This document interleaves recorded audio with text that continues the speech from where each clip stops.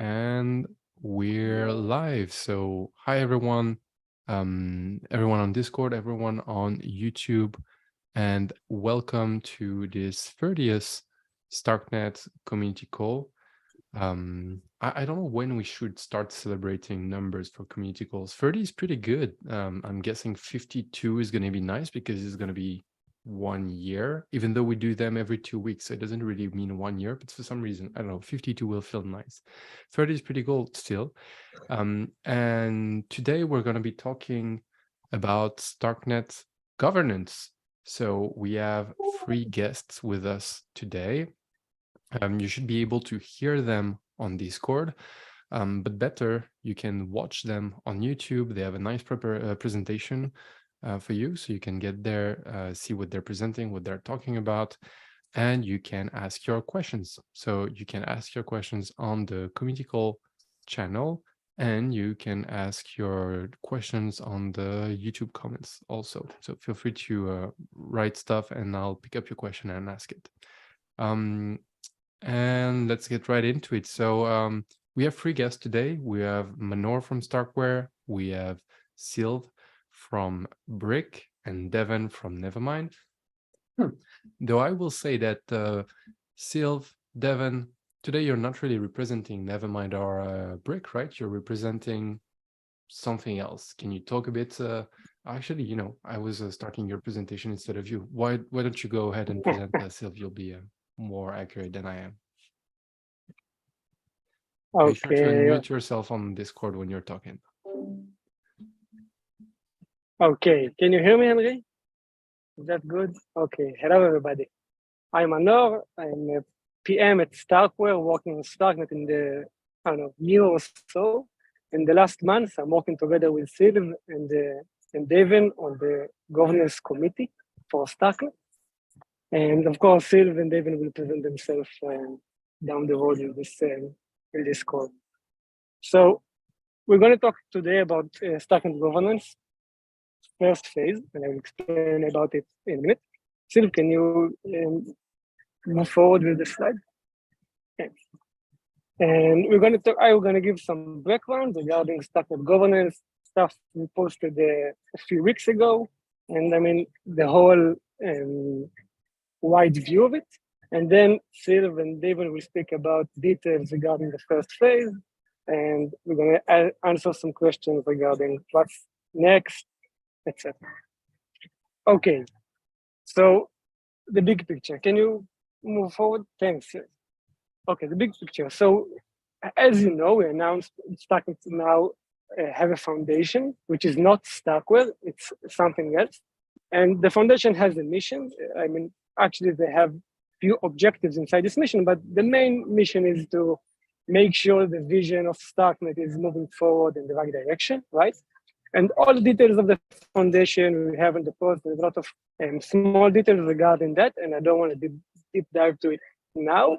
I'm just going to say that our committee is part of the foundation. So the 7 board members of the foundation asked me, Deven, and Sylve to work together for a few months, just like a small mandate period of time, and to propose the proposal for how we think the StarkNet governance first phases should look like.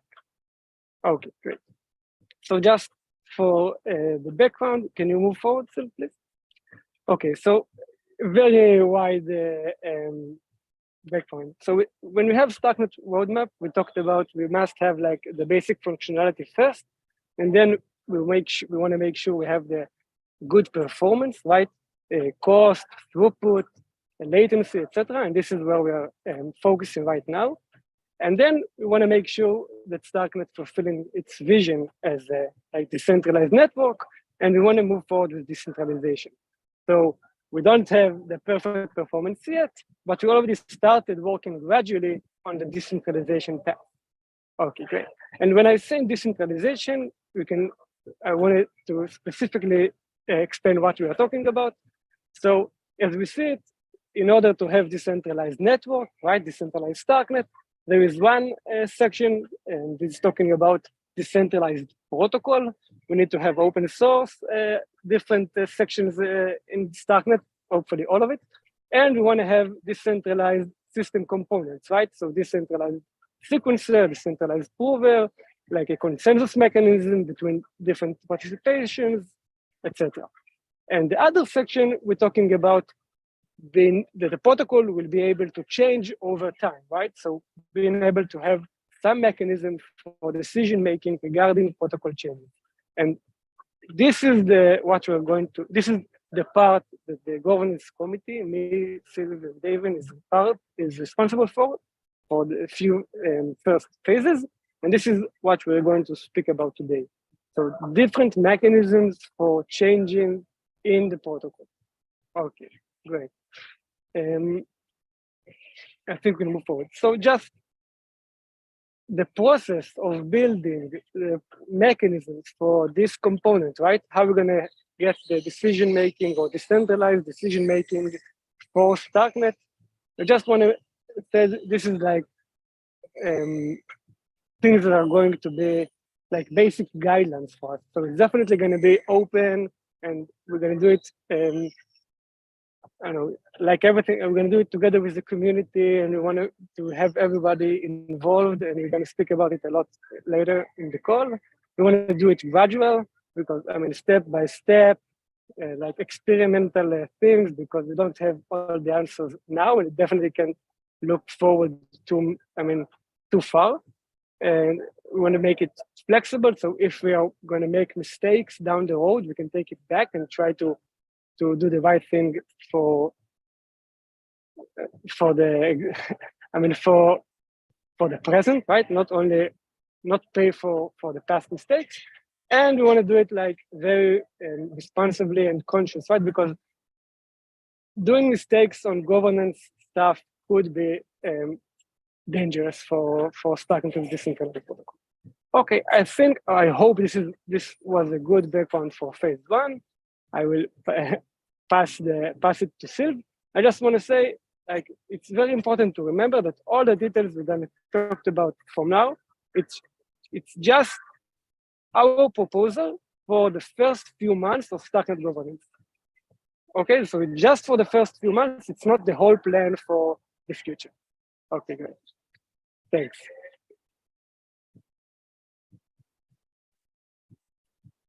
All right, taking over here. Can you all hear me? Does it work on me? Okay, so nice meeting you all. I'm Sylve I'm the co-founder of Briq, one of the biggest NFT projects on StarkNet. And I'm also helping the StarkNet Foundation, along with Manor and Deven, for the governance committee. So as Manor explained, the purpose of the governance committee is to help kickstart governance in the first month of its life. So that later on we can have like a thriving decentralized ecosystem. So we're not here forever. It's more like just jump-starting everything, so we can start with a good basis. To do this, the StarkNet Foundation decided to have a first, let's say, tryout of governance on StarkNet. This is what the first phase is. As you know, the StarkNet token does exist, but is not necessarily widely distributed. The network still needs to evolve technically. So in order for us to get trained as an ecosystem around governance, we thought that it was not a good idea to just go right out of the bat with full-on decentralization. And we very much wanted to have a gradual approach. So the first phase of governance is going to last, we don't know just yet, about 6 to 9 months probably. And the purpose of having the first phase of governance is to frame what can be voted on during this first phase. So we will be voting on protocol upgrades. During this first phase of governance, the StarkNet Foundation will propose the topics up for votes. And these topics are only restricted to protocol upgrades. So it's mainly about, okay, StarkNet version 2.27 is now running on testnet. Let's vote so that we decide if it should go on mainnet in production. This allows us to have like a much more reduced scope and very much understand the implications of having everyone vote, understand how the delegation system works, and everything else. So who can vote? So the voters currently are the StarkNet token holders, meaning the delegates. Deven will speak a bit more about this, the Builders Council, which I'm taking care of, and any other token holders. This does not mean that only these people are involved in governance. Anyone can be involved in governance, but only these people can vote. And we very much want to have anyone's input in the community forums and everything else about how things should be run. So in order to represent builders and let's say like early adopters of StarkNet, we decided to set up what is called the Builders Council. So the Builders Council is a group of 17 builders from the ecosystem. They are builders such as people from Cotrage, Shard Labs, EKLN, StarkNet Africa, Snapshot, that have made like a contribution to the ecosystem at large and represent the community at large as well. And the StarkNet Foundation will delegate a portion of its voting power to the Builders Council, which amounts to approximately 23% of the whole voting power. So this Builder Council is a bit like the, not necessarily like the Supreme Court, but like a group of builders to which you can talk to, you can interact with, and that can voice their opinions as builders regarding what is going on with governance. The way the Builders Council works is the following. Every time there is a new vote, we gather around, we record a call, we record meeting notes, and we have a simple majority vote about whether or not we should go to production. Then we vote on chain to enact that change. This Builders Council is not set in stone. It will only last for the first phase of governance, after which the mandate will be reviewed and it will not have, maybe it will not exist anymore, or we'll have a different organization. But this is, again, the first phase of governance. We're just getting started, and we believe that this is a good addition to the overall system. The other leg of the first phase of governance is delegation, and I'll let Deven talk more about this. Hey, do you want me to ask questions now or later? Because I already get a bunch.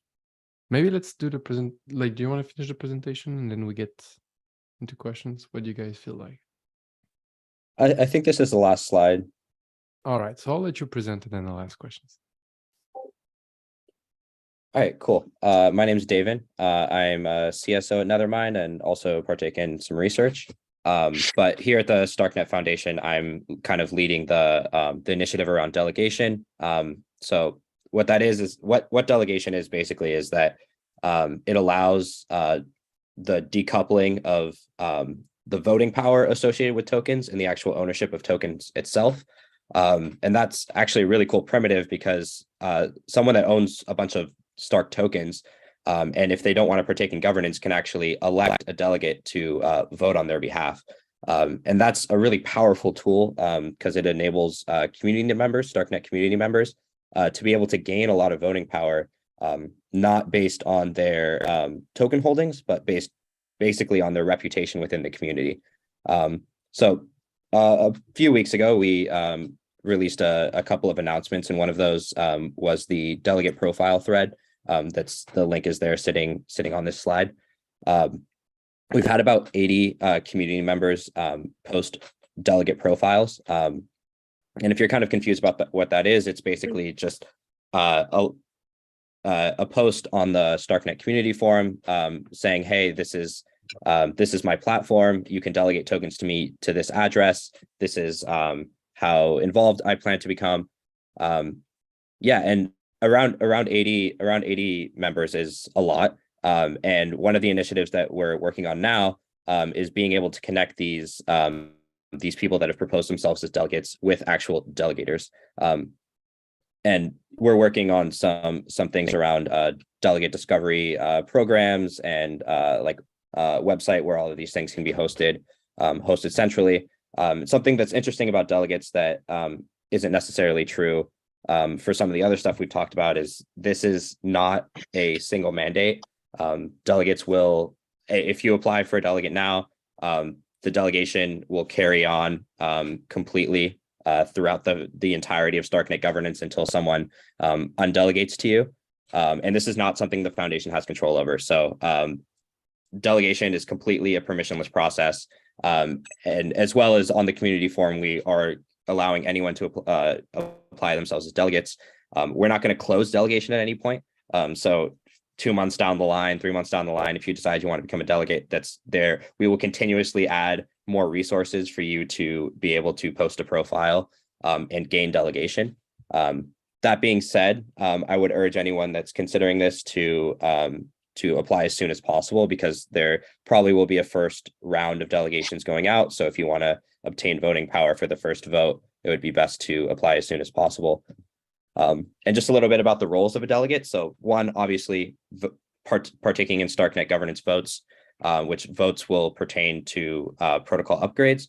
But there's actually a lot more than that, because we're talking about upgrading a network. There's a lot of discussion that happens before these upgrades are made. And that's really kind of where the heart of governance is. So delegates are also expected to kind of engage with different SNPs, talk about prioritization for upgrades within the community forum. And kind of the last step of that is actually voting. So if you have any more questions about that, feel free to ask in the chat or reach out to me personally. I'm happy to connect on that as well. Fantastic, Deven. Perfect. This is very clear. So I'll also say that while you're listening to the call, you can make questions on the community calls channel on Discord. It's under category community support.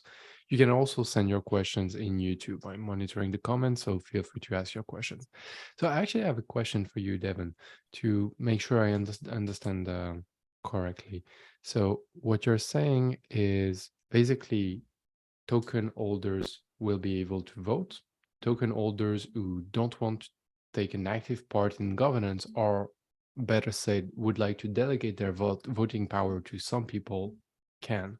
So the delegation is that system, right? Anyone can say, oh yeah, I'll take part in governance and you can delegate your voting power to me. Is that correct? Yeah, that's absolutely the idea. And just to kind of draw clarity on a few concepts, one, if a token holder delegating, they don't put their tokens at risk whatsoever. They still retain full ownership. They can undelegate at any time. They can redelegate to another individual. They're also delegates are also, at least how it's set up right now, and this may change in the future, are able to actually override votes that delegates make. So if they particularly don't like a decision that a delegate has made, they have the option to override those votes. That typically doesn't get exercised and is just kind of a phase of feature of our current platform. That's pretty cool. Is that liquid democracy? Yeah, I mean, so it's basically at any point in time, there's no election cycles that go on. Exactly. Delegation you're continuously on campaign and you can continuously get ousted from office, right? That's pretty cool. Yeah, and also the opposite's true. At any point in time, you can enter the community and become a large voter. Yeah, that's really nice. A question, like, if I can override the vote of a delegate I gave my voting power to, when does a vote become final? Is there like a time window for you to say, oh, I disagree with this vote? Yeah, so when a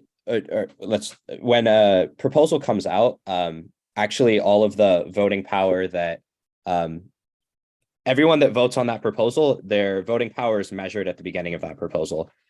So if say a proposal comes out and one of the delegates votes and I don't like how they voted, I actually don't have the option to redelegate to someone else and have them vote on the same proposal. I could have redelegate to someone else and have them vote on the next proposal.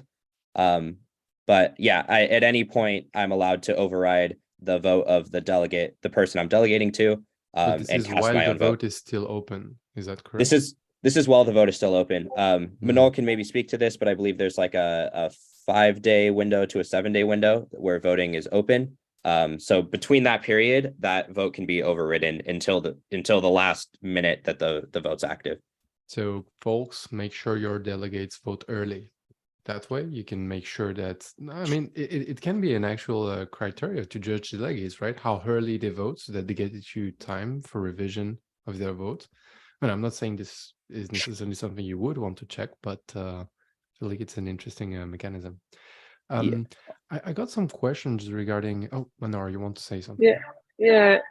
Thanks, Deven. I just want to explain a bit about the process because this is maybe a part of it. So once we have like the next version ready, next version is version 0.11, we're going to deploy it to integration, make sure everything works okay, and then we're going to move it to testnet on Gerli. And when the version is going to be deployed to Gerli, we're going to open the vote, right? And then people can watch the code, test it, play with it, and see what they think regarding that, and vote. And from in the first phase, we thought 7 days would be enough time for people to vote, but we will see. If it's not going to be enough time, we're going to make it longer. We just want to make sure we have a final period of time to vote. And then once the vote period is over, if we have an approval, we move forward and deploy tomorrow. So this is the process. Perfect, I understand. Thank you. So I have a question. If the delegation process is fairly solidified, right, because it will carry over in the next phases of governance, can you come back a few slides earlier? I have some question around like exactly this. Like when you say who can vote, so the delegation is implemented, the Builders Council will vote, and token holders will vote. Where exactly do the Builders Council derive their power from?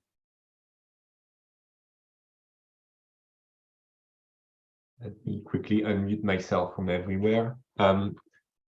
So we are getting this voting power directly from the StarkNet Foundation. So the StarkNet Foundation is delegating a portion of their voting power to the Builder Council. So you could consider that it's like a group of people to which a significant portion of the voting power has been delegated to. Okay, this makes sense. So technically, this governance phase is not really a StarkNet governance phase. It's a StarkNet Foundation governance phase, right? Like it's not something that is intrinsically linked to what the network mechanism for voting is, because token holder can vote. It's just that the foundation decided to allocate part of its voting power to the Builders Council. Is that correct? Yeah, that's true. Wonderful. What's the oh, Manor, you want to say something? Yeah, this is exactly right, and you can even say more than that. So the foundation, okay, during the first phase, StarkWare weren't going to vote at all, and not going to participate directly in the voting. And the foundation going to participate only like through representatives. Not the foundation won't vote directly during the first phase. The foundation will delegate voting power for once the Builder Council, and second, as Deven told before, to several delegates who are going to propose themselves from the pool. So we're going to have the foundation kind of giving voting power to other parts from StarkNet community and giving them the power to influence and be part of the governance during the first phase. Understood. A question around that, like what's the balance between how much voting power is delegated to builders and how much is delegated to delegates for the foundation? I'll take this one. So currently the foundation has 50% of the entire voting power, and they will be delegating of the overall voting power, 23% to the Builders Council and 10% to other delegates. Okay, so that's 32% that the foundation will use. Where will it use the remaining 18%? Or will it just not vote with these ones? It will sit idle, if I remember correctly.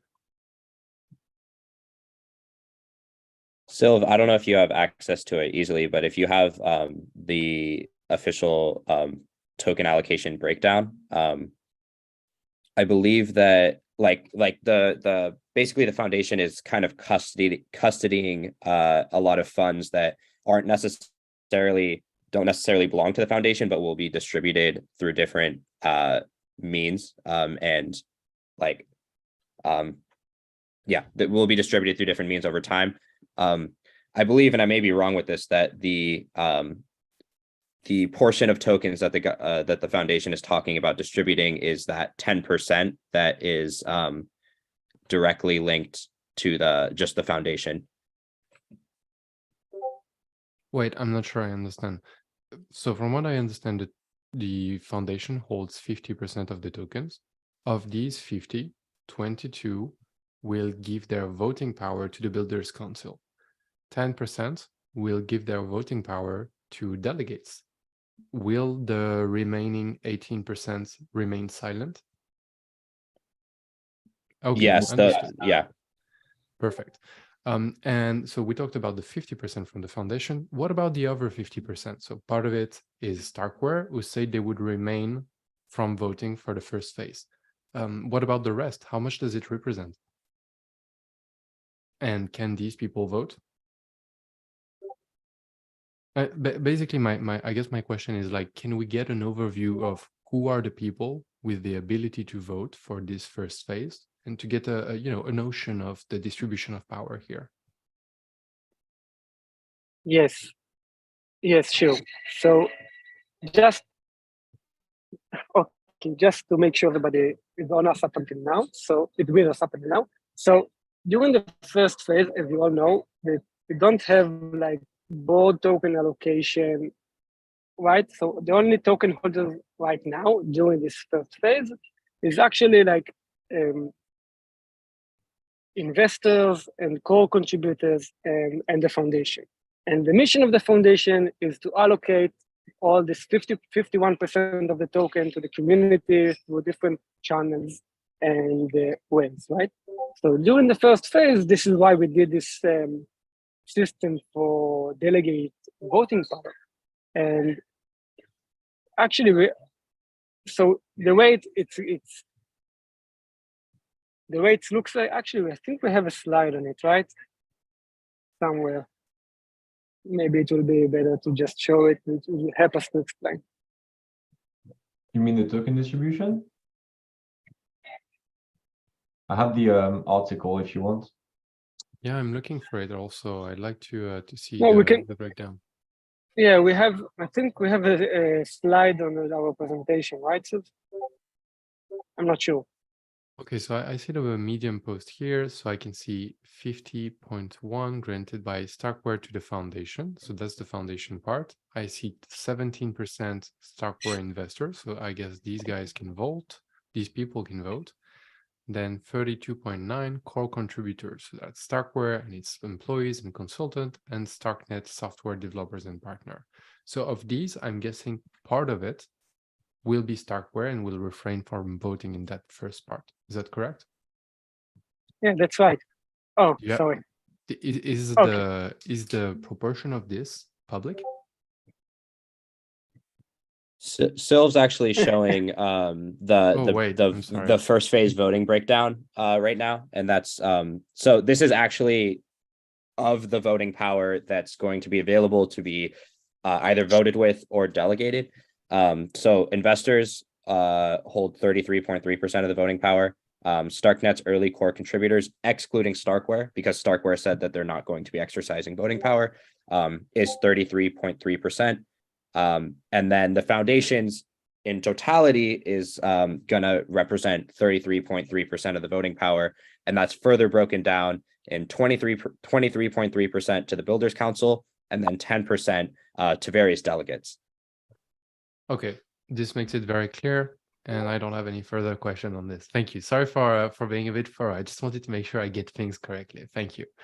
So I'm guessing my next question is, this is fine. We're going to, so the process you described is, this is a first phase, so we're trying to do that. I guess we can say that governance is in alpha, kind of like StarkNet, which is pretty cool, right? One thing we do though for StarkNet Alpha is we have a testnet, and we have an integration network. How do you testnet governance? How do you see what things work? Because like we're launching this phase and it's in production already. Voting power is allocated and is distributed. I'm curious how do you approach testing governance mechanism when you don't have a way to test it, or should we have a way to test it? I think, sorry, Manor, would you like to go? Okay. I think that there's kind of a few things to this. One is that we've kind of watched a lot of other communities deal with the problem of governance before, whether that's other blockchains like Ethereum dealing with its EIP process, or thousands of DAOs that have kind of paved the way for and a lot of these toolings as well. So we kind of have a lot of examples to follow. Well, the idea of L2 governance, and StarkNet governance, does have some very, very unique challenges as well. There's also kind of the idea of progressive decentralization.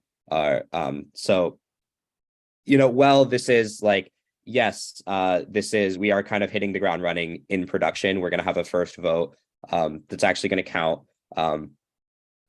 And we're onboarding delegates for votes that are actually going to count. While we are acting in production, there's still some kind of, I guess, like training wheels on us, where we're slowly focusing on like the foundation is basically going to use 10% of its distributed voting power to make sure that delegates are actually able to vote and do receive voting power. Also, kind of the initiative with the Builders Council is to make sure that all application developers and infrastructure developers on StarkWare, on StarkNet, have access to voting power to be able to vote. So there are a few initiatives that we're doing to make sure that although we are in production, we have as many players as possible to have a successful vote when that time comes around. Very cool. Anyone want to add something? Yeah, Manor. I totally agree with Deven. I just wanted to add that, so one of the ways we are trying to do it like with a testnet, right, is doing it gradually. We're not starting with having the whole system like governed by the community with a lot of complex mechanisms and everything. We're doing it step by step, learning from each step along the way, and we think this is a good way to like test our assumptions, right? Yeah, but still, what if you give power to a faulty governance mechanism? Once you've given power, it's hard to take it back or reallocate it or synchronize around doing it. That's what that's what testnets are for, right? So, well, Yeah. and I'm obviously talking about something that doesn't exist, so I know that it's not. I know that it's kind of a stupid question. Just figure that it's interesting to draw a parallel, and I was wondering how you approach it. Though deploying these step by step does make sense for sure. Associated to that, Deven, you mentioned that you have some. Okay, let's go. Sylve and Deven, you want to say something before I jump on another question? I wanted to also add that because this is quite experimental, this is the reason we rely on trust and tested architectures. So we use the compound delegation module. It's something that's been tested and tried like for the like tremendously. So we're not like playing with things like in production. The good thing is this has already been tested. This is already running on Ethereum mainnet. So like we very much reduced the exposure to like catastrophic events doing this. There's one thing that I think is really interesting to think about is that the idea of the Builders Council. And yeah, like, yes, we are using it to be able to distribute voting power to a bunch of different application developers and infrastructure developers on StarkNet and be able to bring all these actors into StarkNet governance. But in my opinion, I think it kind of opens the door to a lot broader question about like how the idea of voting councils and how they might interact with StarkNet governance. I mean, there's really nothing from stopping anyone from starting their own version of the Builders Council and obtaining delegation. So I think, well, yes, yes, there's a lot of like unanswered questions about how we approach and how we pilot these things. I think we're kind of doing it in a somewhat safe and controlled environment, and defining what the relationship between a voting council and StarkNet governance looks like. And then as the token becomes more widely distributed, I think that we'll see a lot of these foundations that we're setting spin off into really unique things that the foundation doesn't actually have control over. Super cool. And Deven, earlier you mentioned that we have a lot of, we can draw conclusions and see what works and what doesn't from other DAOs and other existing systems that are in production today. Can you name a few DAOs or projects that you think have interesting governance mechanism or active governance processes that you like or that you thought were interesting? I mean, yeah. One to say, Sylve mentioned it earlier, but the compound Governor Bravo, the model that Compound kind of started and then Open Zeppelin generalized, and it's also used by Uniswap as well. The Governor Bravo and ERC20 votes model is a really strong one, and I think it's been the foundation for a lot of DAOs, and that's just kind of the basics of token-based voting. It's been really interesting to see how that plays out, how the interactions between delegates and delegators and paid contributors kind of plays out in those communities. I think some other interesting examples, there's like the idea of makers, the way that Maker treats delegates. MakerDAO actually has an official onboarding process for delegates. And then if they onboard, they actually receive compensation based on like how active they are in discussions, how often they're voting. And that kind of adds a little bit more, there's a larger incentive layer to the whole delegation process. And I think it's actually proven very well in that community, and they're kind of paving the way for delegate compensation. Yeah, I mean, on top of that, Optimism is doing some really cool stuff around different kind of like separation of powers with their kind of citizens house and token voters house. And I think there's a lot of things that we can pull from these communities and learn from, whether it's to implement them ourselves or implement them differently. Yeah, and I think over time, there's tons of different DAOs doing like insanely different things. And I think figuring out how we can apply those lessons to StarkNet is going to be something that just the three of us aren't going to be able to do on our own. We're really going to need a lot of community feedback, which is why we're having calls like these. Really cool.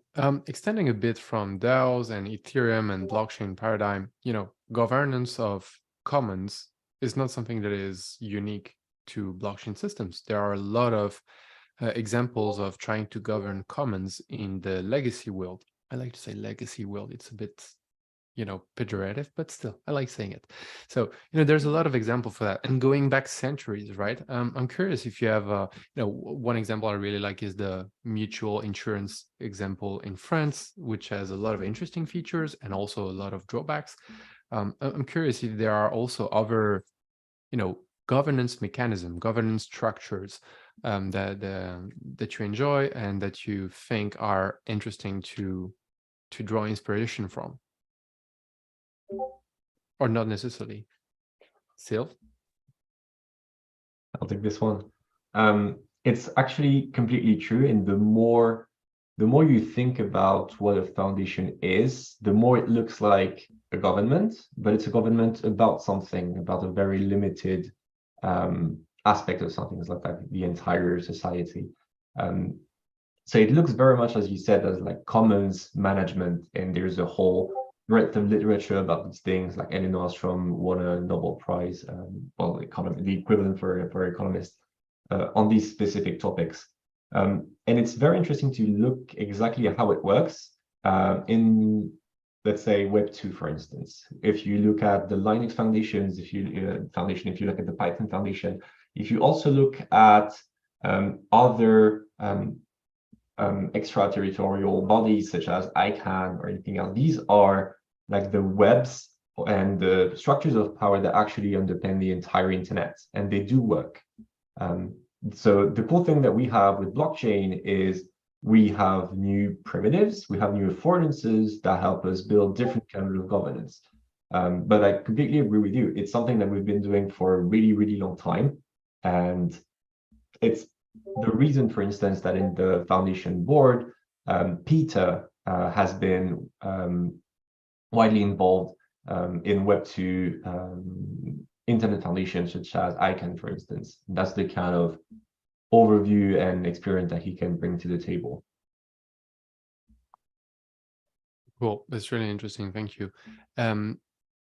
Extending from that a little bit, so you mentioned the comments about the internet, so standardizations of protocols like, let's say, HTTP, SMTP, this kind of stuff. This kind of stuff hasn't moved for years.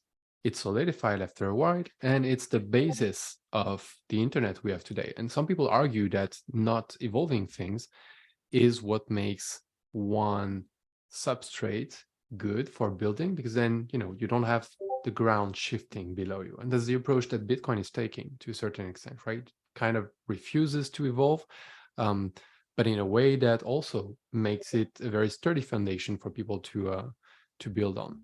Ethereum is still evolving and hasn't ossified and solidified. I'm guessing it's it's way too early to solidify StarkNet. Obviously, it's just in alpha. So why would we talk about retiring the governance of StarkNet or whatever? But I'm curious if you have thoughts on this concept of a functional escape velocity, whether in the sense of how it should apply or how it applies to Ethereum, and if it's something that we should have a vision for StarkNet yet, or if it's too early. Does that make sense? It's funny because it really dovetails with the talk that Vitalik gave at the CC in Paris in July 22. And the gist of the presentation was, let's simplify Ethereum. It very much dove into the like end game article from Vitalik, where he said that, okay, Ethereum is going to become sort of a settlement layer, and all the different layer 2 will just publish to Ethereum.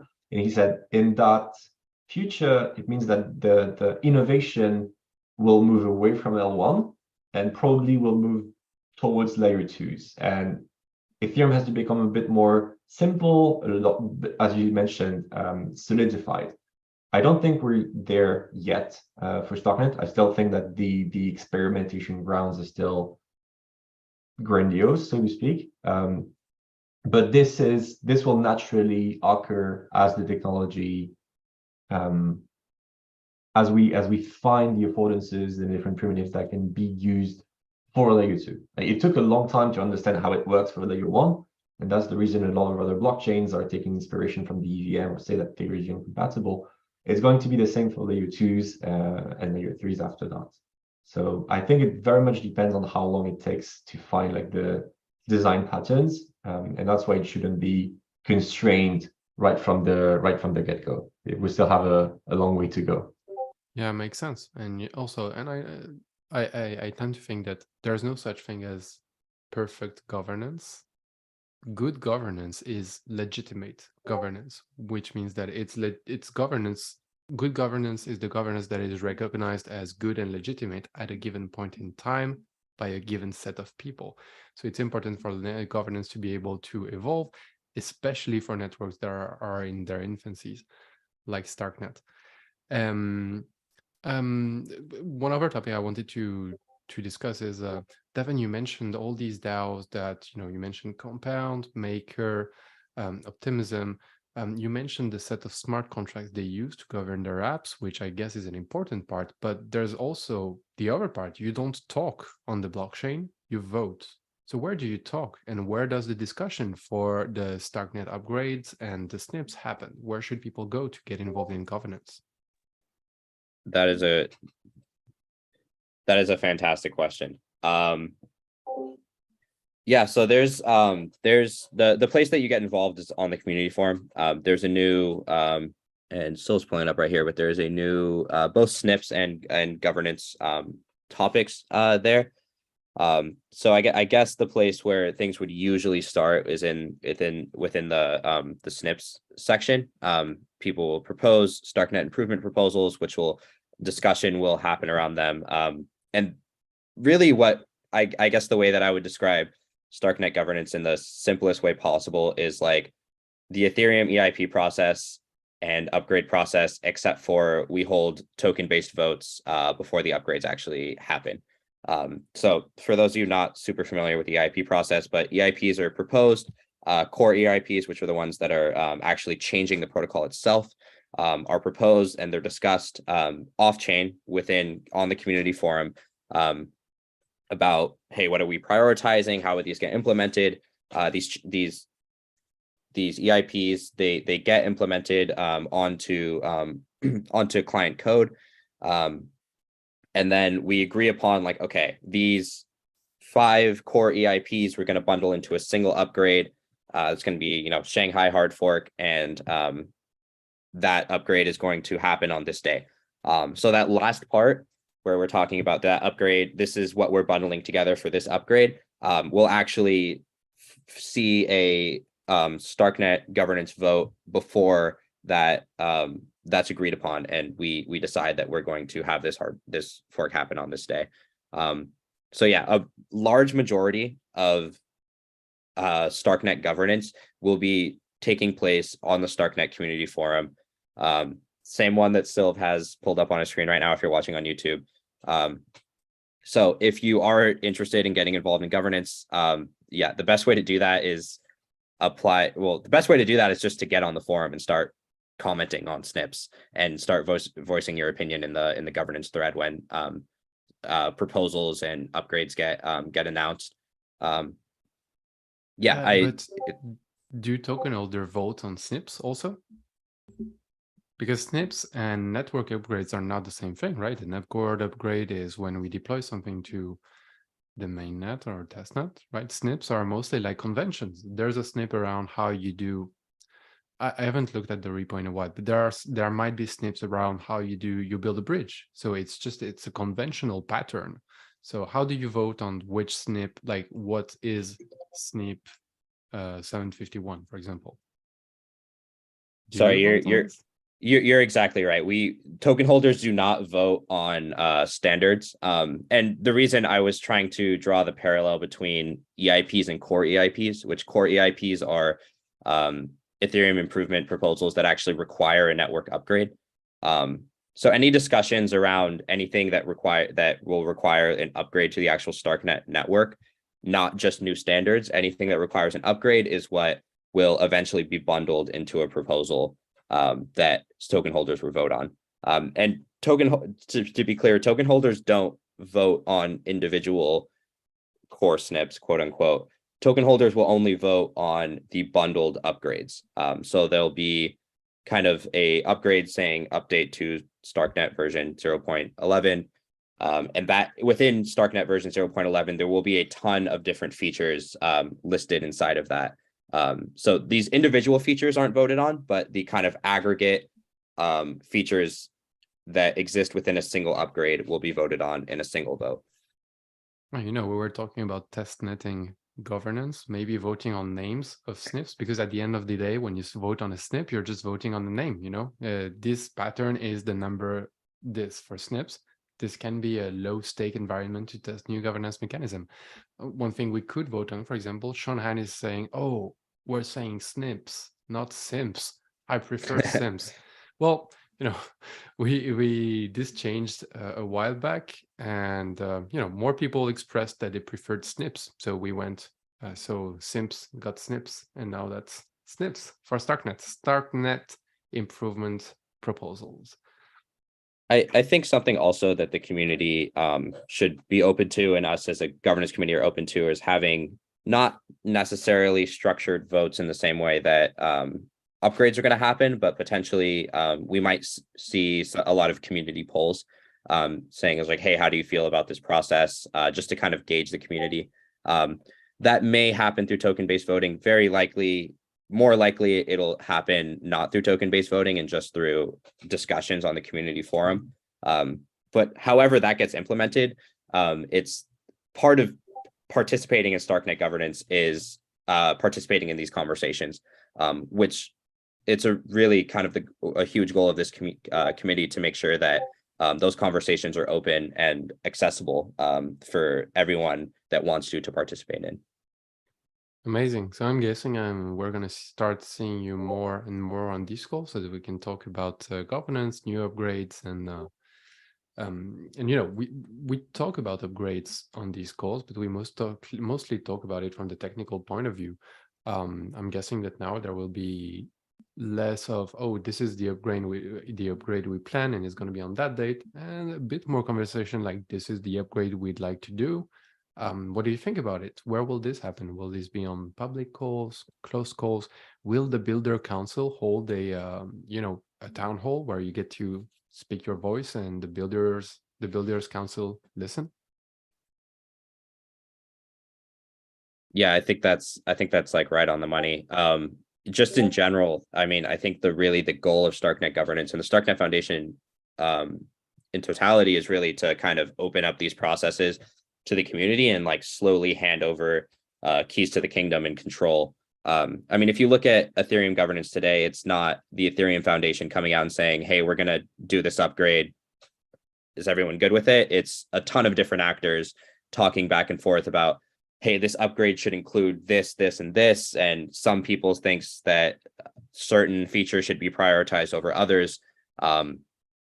So really what StarkNet Governance is about is opening up conversation to the community, opening up access to really the early process of creating these upgrades. And that's going to happen slowly over time. To get started, we're really going to be focusing on voting on the bundled upgrades in aggregate. But I think, yeah, there will definitely be a lot of initiatives about opening up conversations along every step of the process. Really cool. I also really like what you said, that the delegate system technically doesn't prohibit anyone from saying, hey, I'm going to be a delegate and I'm going to run a public town hall every 2 days, and then I'm going to vote on what people say there. So if you think there are good mechanism for public consultation to implement, you can do it, and you can it's a plug and play governance. That's pretty cool. Which is something that politicians can do, at least in France. Politicians can't run a poll and say, I will abide by the vote of this poll. They're prohibited by law to do this.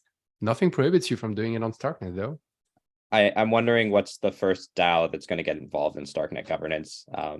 I think that it's a really interesting concept. And again, I think the Builders Council is kind of an interesting pilot to like, how does a voting block interact with StarkNet governance? And because these tools are permissionless, it's really the community's decision about, do we want to support these kind of initiatives? Are we going to allow which ones are good, which ones are bad? I really think that anything can happen, and it's so exciting to watch unfold. Super cool. All right, I think we're reaching the end of this call. Does anyone have is there something we forgot you want to mention? I'm gonna renew my call for questions. I've seen some observations on YouTube, but not a lot of questions.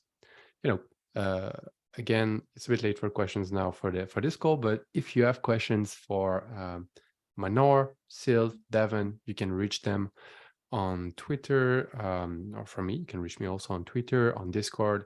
You can also tag us in a public channel and we'll be happy to answer.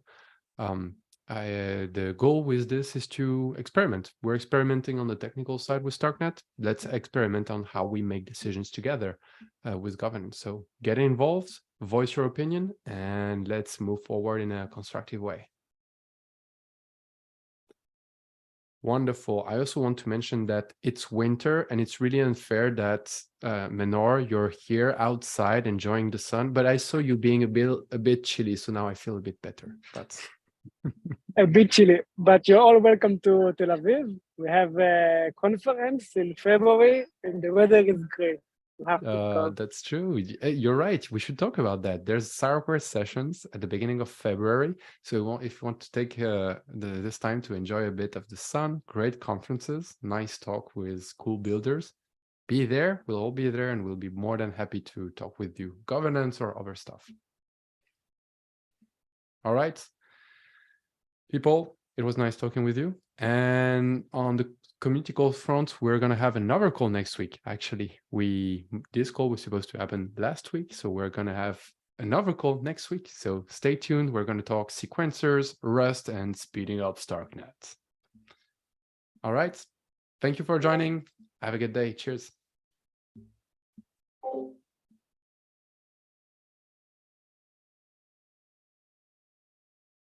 And we're